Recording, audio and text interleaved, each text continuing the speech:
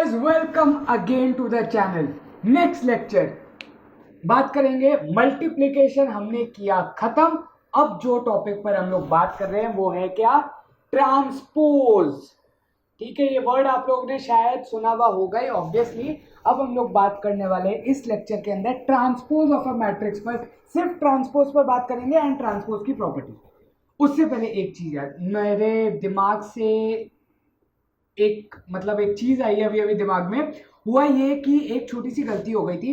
Telegram का जो link मैंने डाला है वो प्राइवेट चैट का डाल दिया। अब जो आप लोग सारे वीडियोस में लिंक देखोगे टेलीग्राम का, वो कौन सा होगा? आपका पब्लिक वाला। तो those who want to join can join right now. ठीक है, बस इतनी सी अनाउंसमेंट थी। अब बात करते हैं ट्रांसपोज पर। तो ट्रांसपोज क्या होता है? ट्रांसपोज का मतलब इंटरचेंजिंग। ठीक है, क्या इंटरचेंजिंग? स्पेलिंग पे मत ध्यान देना, गलती हो सकती है। क्या इंटरचेंज करेंगे यहाँ पर हम लोग यहाँ पर इंटरचेंज करेंगे रोज एंड कॉलम्स। मतलब होगा क्या? अब रोज कॉलम्स की जगह ले लेगा, कॉलम्स रो की जगह ले लेगा। मतलब कि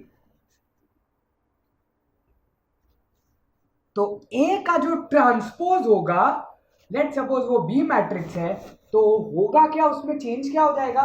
जो कॉलम है वो बन जाएगा रो, जो रो है वो बन जाएगा कॉलम। समझ में आई बात?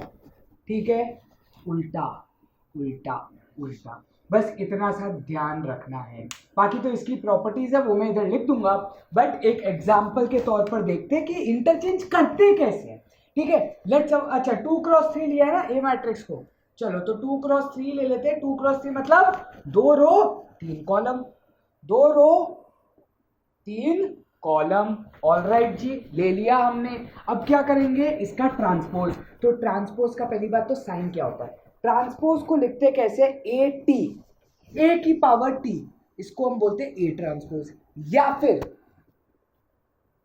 ए डैश, डैश ऊपर डैश मार दिया, एपोस्ट्रॉफी, जो भी वो इंग्लिश में बोलते हैं वो एस लगाते हैं व्हाट्सएप में, व्हाट्स का एस। ठीक है ना, तो बस वो वाला एपोस्ट्रॉफी। ठीक है, तो या तो टी लिखते हो या एपोस्ट्रॉफी लिखते हो, इन दोनों में से कोई भी सिग्निफाई करोगे, दैट मीन्स ट्रांसपोज ले रहे हो। समझ में आई बात? इंपॉर्टेंट, पता लग गया। तो अब मैं ए का ट्रांसपोज लूंगा। कैसे लेंगे? मैंने क्या बोला? जो मेरा रो है वो मेरा क्या बन जाएगा? कॉलम। तो क्योंकि ये मेरी फर्स्ट रो है तो ये ही मेरा क्या बन जाएगा? First column. जो मेरी फर्स्ट रो है वो क्या बन जाएगी? First column. जो मेरी सेकंड रो है वो क्या बन जाएगी? Second column. समझ में आया? समझ में आया?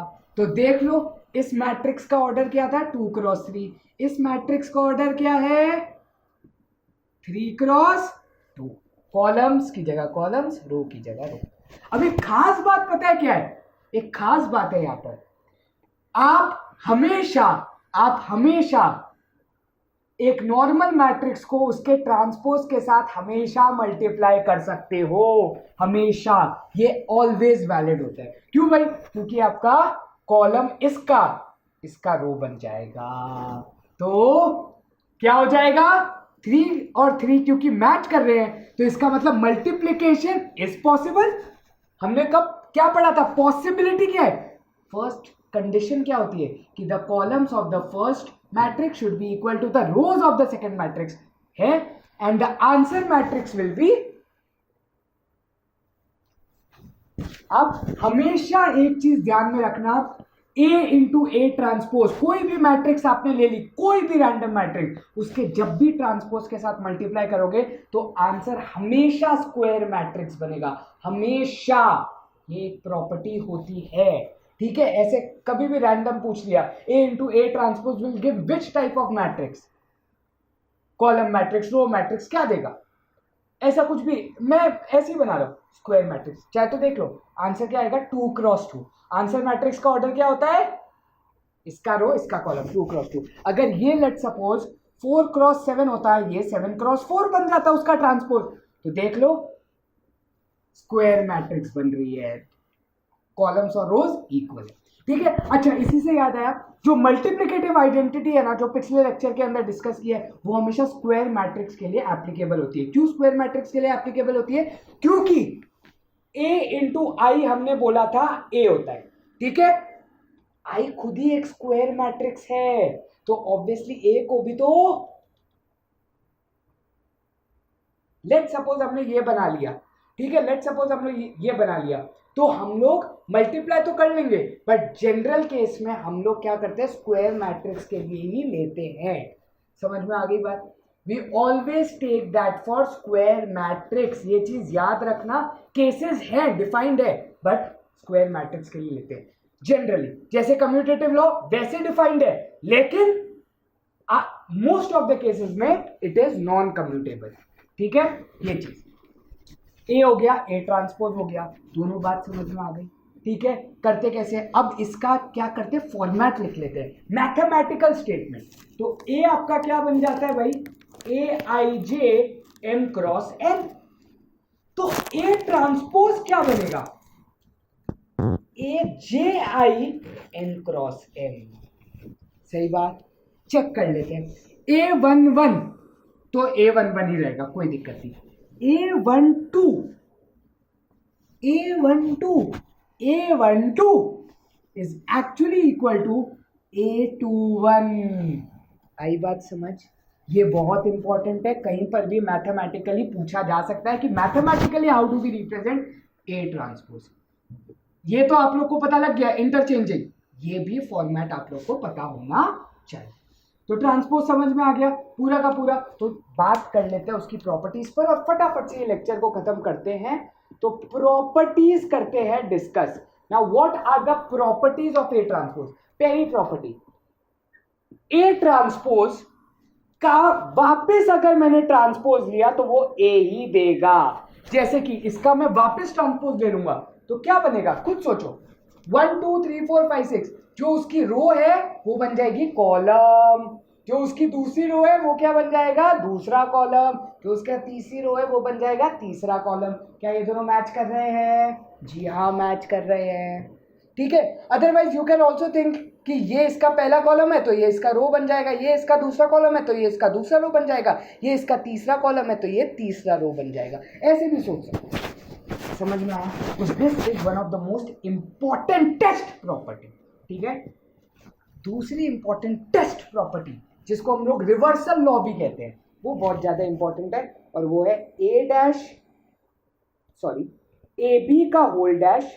मतलब दो मैट्रिक्स का मल्टीप्लिकेशन का अगर मैं ट्रांसपोज लेता हूं तो उसका answer B transpose A transpose आता है। ये हमारी दूसरी प्रॉपर्टी है। छोटा सा एग्जांपल ले लेता हूं, बहुत छोटा सा। Let suppose 1 2 3 4 is multiplied with 2 5 1 3, let suppose. तो ये मेरी ए मैट्रिक्स है, ये मेरी बी मैट्रिक्स है। इन दोनों को मैं करूंगा मल्टीप्लाई। तो कैसे आता मल्टीप्लिकेशन, रो को कॉलम से। तो 1 इंटू 2 2 प्लस 3 इंटू 1 3, तो आंसर आ जाएगा 5। 1 इंटू 5 पहला रो, अब दूसरा कॉलम लेंगे। 1 इंटू 5 5 प्लस 3 इंटू 3 9, तो 14। 2 इंटू 2 4, अब second row first column. 2 into 2 4, 4 into 1 4, तो 8। 2 5 से 10 12 22। इसका लेंगे अब हम ट्रांसपोज, क्योंकि ये ए इंटू बी निकाल लिया, अब इसका लेंगे हम ट्रांसपोज। तो इसका ट्रांसपोज अगर मैं लेता हूं तो मेरा क्या बन जाएगा, जो मेरी पहली रो है वो मेरा पहला कॉलम बन जाएगा, जो मेरी दूसरी रो है वो मेरा दूसरा कॉलम बन जाएगा। ये मेरा आया ए बी का ट्रांसपोज का आंसर। अब बात करते हैं बी ट्रांसपोज ए ट्रांसपोज क्या होता है। बी का ट्रांसपोज लो भाई, पहली रो वो उसका कॉलम, दूसरी रो वो उसका कॉलम। ए का ट्रांसपोज लो, पहली रो वो उसका कॉलम, दूसरी रो वो उसका कॉलम। अब इसको मल्टीप्लाई करो। 2 इंटू 2 2 प्लस 3 5 आ रहा है। 2 इंटू 2 4 प्लस 4 8 आ रहा है। 5 इंटू 1 5 प्लस 9 14 आ रहा है। 5 2 10 प्लस 12 22। क्या ये दोनों आंसर मैच कर रहे हैं? जी हाँ, आई बात समझ, ठीक है। दूसरी इंपॉर्टेंट टेस्ट प्रॉपर्टी है ये, ठीक है। इसको भी स्टार मार के चलो। रिवर्सल लॉ, असर्शन रीजन का बहुत अच्छा क्वेश्चन बनेगा। तीसरी प्रॉपर्टी, ए प्लस बी का अगर मैं ट्रांसपोज लेता हूं या ए माइनस बी का अगर मैं ट्रांसपोज लेता हूं तो उसको मैं A transpose plus B transpose ये लिख सकता हूं। ये प्रॉपर्टी है, ये आप लोग कभी भी चेक कर सकते हो, ठीक है। ये दूसरी प्रॉपर्टी है। अगर मैं ए प्लस बी परफॉर्म कर रहा हूं, उसका होल ट्रांसपोज ले रहा हूं, तो आप ए ट्रांसपोज पहले कर लो, फिर प्लस करो बी ट्रांसपोज से, वो भी पॉसिबल है, वो लॉ कहता है। तो ये हो गई आपकी 3 इंपॉर्टेंट प्रॉपर्टीज, ठीक है। लास्ट एंड फॉरमोस्ट जो मुझे इंपॉर्टेंट लगती है, वैसे इतनी काम में नहीं आती, बट ए का ट्रांसपोज की होल पावर एन, ये टी लिखा है इस बार, मतलब कि मैंने क्या किया, उसकी पावर रेस की। अब वो पावर क्या है वो बस लास्ट बताऊंगा, इज इक्वल टू ए की पावर एन का होल ट्रांसपोज। ये लास्ट प्रॉपर्टी है। अब ये एक बार देख लेते हैं, ये एन क्या है, नेचुरल नंबर एक तरीके से, ठीक है। पावर रेस कर रहा हूं, इसका मतलब क्या, मैं बोल रहा हूं ए का स्क्वायर, मैट्रिक्स ए का स्क्वायर का क्या मतलब होता है भाई, I am talking about A square, A cube, what does that mean, A square in matrices means A into A. समझ में आया, ए को ए के साथ ही मल्टीप्लाई करोगे तो ए इंटू ए बनेगा, जैसे कि हम लोग यहां पर करते हैं ए इंटू ए को मल्टीप्लाई, ठीक है।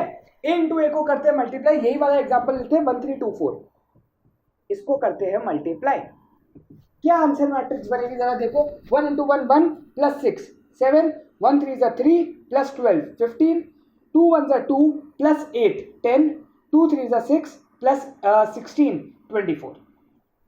ये क्या आया, a इंटू ए मतलब ए स्क्वायर की वैल्यू आई। ए स्क्वायर का जरा ट्रांसपोज लो, ए स्क्वायर का जरा ट्रांसपोज लो, क्या आंसर आ रहा है, 715 फर्स्ट रो है तो 715, ये बन जाएगा 1024, ठीक है। अब क्या करो, पहले ए का ट्रांसपोज ले लो और फिर उसका स्क्वायर कर लो। तो ए का ट्रांसपोज क्या बनेगा जरा ध्यान से देखो, 1 3 पहला रो वो उसका कॉलम, दूसरी रो वो उसका कॉलम, इसके साथ साथ ये मल्टीप्लाई करो, जरा आंसर देखो क्या बन रहा है मेरा, 1 1 जा 1 प्लस 6 7, 1 2 जा 2 प्लस 8 10, 3 1 जा 3 प्लस 12 15, 3 2 जा 6 प्लस 16 20, मैच कर गया, समझ में आया। तो ये लास्ट प्रॉपर्टी होती है कि ए ट्रांसपोज अगर मैंने ए डैश लिया उसका क्यूब किया तो मैं ए क्यूब का भी अगर होल ट्रांसपोज करूंगा तो बात बराबर ही आती है।